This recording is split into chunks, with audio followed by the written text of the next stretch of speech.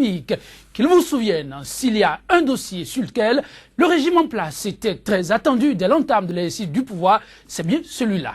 Aux premières heures du pouvoir, nombre de voix se sont élevées demandant l'annulation pure et simple des dits concours. Comme une voix qui prêche dans le désert, il y avait celle, la voix donc, des candidats déclarés admis au dit concours de pair avec leur famille, appelant de leur côté au strict respect de la procédure en cours, le recrutement dans la fonction publique. Mais l'État passera outre. De la suspension des concours à l'installation d'une commission de vérification de leur régularité, l'eau a coulé sous le pont. Le rapport disponible, le Conseil des ministres tablant sur ses conclusions a tranché dans le vif. Les concours directs de recrutement d'agents de l'État au profit de l'administration centrale des finances, des régies financières et d'autres corps de l'État sont annulés. Annulation des concours au profit du ministère de l'économie, les pendules enfin remises à l'heure et quelles pourraient être les implications juridiques d'une telle décision. 100% Béné, l'émission débat du jour sera articulée autour de ces deux grosses interrogations. Mais avant l'instant débat, le point de l'actualité fut par les journaux dans leur parution du jour. La revue des titres. A parcouru pour nous la une des journaux et prêt à nous en livrer la quintessence. Kodjovi Amitonou, déjà installé. Kodjovi Amitonou, bonjour. Bonjour Joël Yetoji, bonjour également à nos amis téléspectateurs. La semaine bien déroulée. On peut l'estimer vu les résultats que nous avons obtenus. Quels résultats? Écoutez, vous n'êtes pas sans savoir quand même que la fête du Cuiron a été ce qui a dominé l'actualité et sans parti pris, nous avons gagné. Vous avez gagné. Félicitations. Alors, dites la une des journaux, j'imagine, au Bénin, c'est toujours et encore l'annulation des concours frauduleux. Sans oublier également les résultats catastrophiques obtenus par les apprenants, aussi bien au primaire qu'au secondaire, au niveau 1, parce qu'il y a le baccalauréat qui est également attendu cette semaine ou la semaine prochaine éventuellement, mais les résultats obtenus jusque-là n'augurent pas de ce que les enseignants auraient donné donc aux apprenants. Résultats, ils sont qualifiés de catastrophiques. Le secteur de l'éducation, en somme, à la une. Tout à fait, Joël. On peut y aller donc. Voilà donc l'actualité dominée par des informations moins honorables. Nous démarrons donc par les concours frauduleux, concours de recrutement frauduleux au profit du ministère de l'économie et des finances, écrit le journal La Nouvelle Tribune. Le rapport de la commission de vérification qui accable Aboubacar Yaya et autres, non des anciens ministres et autres cadres impliqués dans la fraude. Et puis, résultat du BPC 2016, taux d'échec record de 84%. Les explications du directeur des examens et concours, Kakbo Maounio, a retrouvé dans les colonnes du journal La Nouvelle Tribune. La source de l'information: un an après son supposé échec aux élections municipales, Roland Dachefa retrouve son siège de conseiller communal. Des perspectives heureuses pour la commune d'Adjoum, écrit donc le journal. Et puis 100 jours pour le gouvernement du nouveau départ, beaucoup de réformes, le peuple toujours pantois. La tribune de la capitale, après l'annulation des concours frauduleux, les officiers de l'armée détenteurs de faux diplômes, l'autre défi de la rupture. Le grand matin, annulation des concours directs de recrutement d'agents de l'État 2015, la liste des auteurs de fraude rendue publique. Et puis résultat catastrophique au CEP et au BPC 2016, des avis divergents sur les raisons de l'échec. Quotidien Okwe, annulation des concours à polémique. Voici les présumés coupables de la fraude, l'intégralité du Conseil des ministres. Le potentiel, concours frauduleux Gates, eh bien non. Et prenons de tous les cadres impliqués, tout un dossier y a été consacré donc par le journal. Et puis protestation contre l'annulation des concours à Parakou, une lutte de droit trempée dans la violence. L'économiste, cette fois enseignement secondaire, l'Agence française de développement appuie le Bénin à hauteur de 10 milliards 500 millions de francs CFA. L'événement précis, réactions diverses suite à l'annulation des concours directs de 2015 au profit du ministère de l'économie et des finances. Le gouvernement Talon salué par les uns, décrié par les autres. Et puis l'Inter, examen de fin d'année, les vraies raisons des échecs massifs.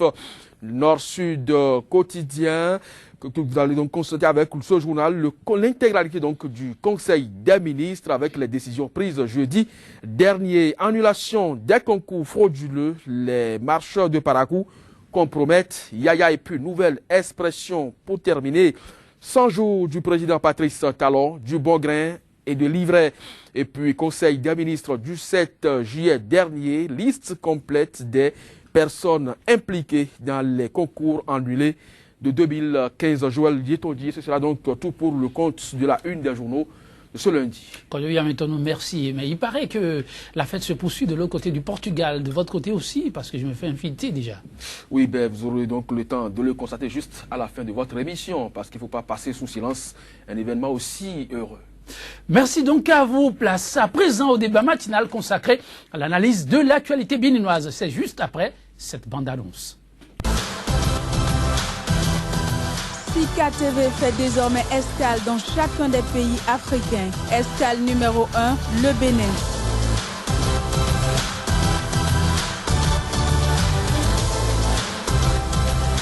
Retrouvez désormais sur Sika TV votre émission 100% Bénin consacrée exclusivement à l'analyse de l'actualité au Bénin. Pendant 45 minutes, la parole sera donnée aux spécialistes de l'information et autres analystes pour décrypter l'actualité socio-économique et politique.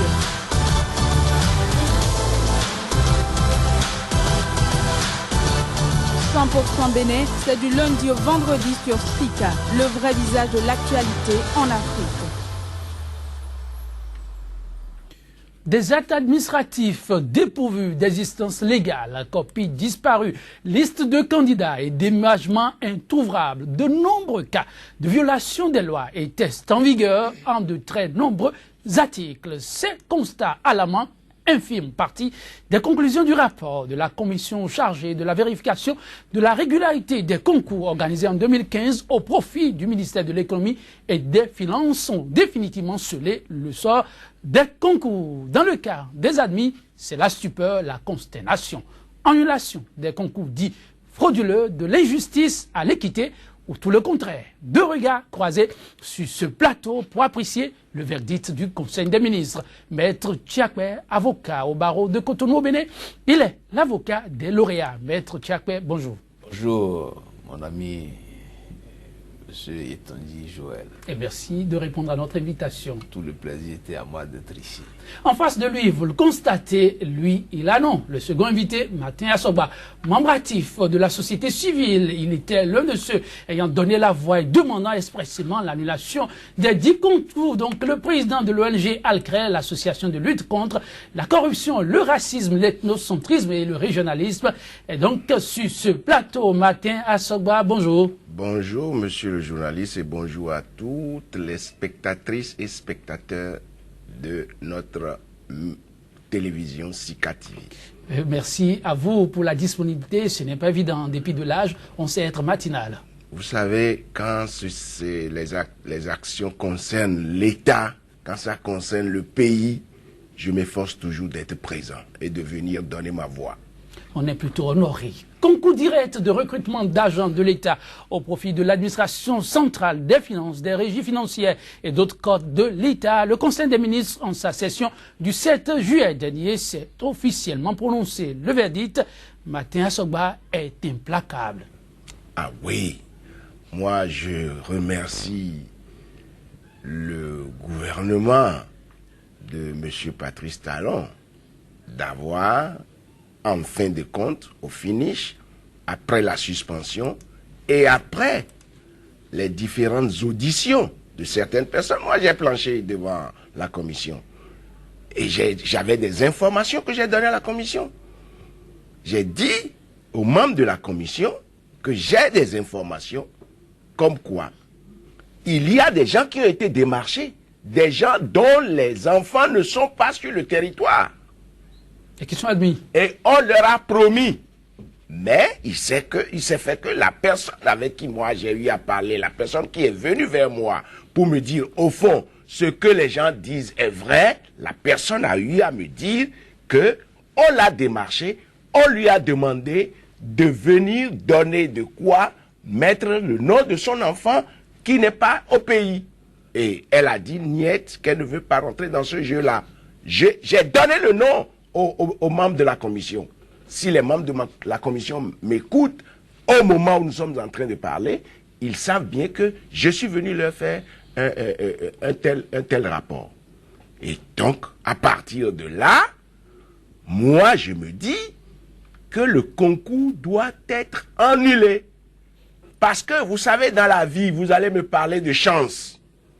Vous direz que d'autres n'auront plus la chance et que le jour-là, ils ont eu, en ce moment-là, ils ont eu déjà la chance d'être admis et que peut-être s'ils partaient encore maintenant, ils n'auront plus la chance. Ça a été dit, oui. Mais dans la vie, il y en a qui vous donnent la chance et c'est comme ça qu'il y en a aussi qui viennent vous donner la malchance. Donc, il faut savoir que c'est ça. C'est de deux poids, deux mesures. Donc Et personne n'a demandé aux gens de l'administration de faire le zèle qu'ils ont eu à faire. Parce que quoi? Il est temps que nous puissions tamiser, même dans l'administration qu'il y a là. Les gens qui sont même en poste là, il est temps d'aller voir aussi leur diplôme. Et de les sortir du lot. Parce que notre administration, nous voulons une administration... Vous pensez qu'il y en a qui sont là et occupent des postes qu'ils ne devraient pas occuper? Mais je vous le dis, et eux-mêmes ils le savent. Ils savent que nous savons. Et le jour où on va rentrer dans les comment je vais dire, le jour où on va rentrer dans les vérifications, mais il y en aura beaucoup. Alors, ensemble, vous certifiez que la commission n'a pas travaillé en vase clos, comme le clament certaines personnes? Non, la commission n'a pas travaillé en vase clos. Moi, j'ai été entendu par la commission. J'ai été écouté par la commission. Et j'ai dit à la commission d'écouter un certain nombre de personnes.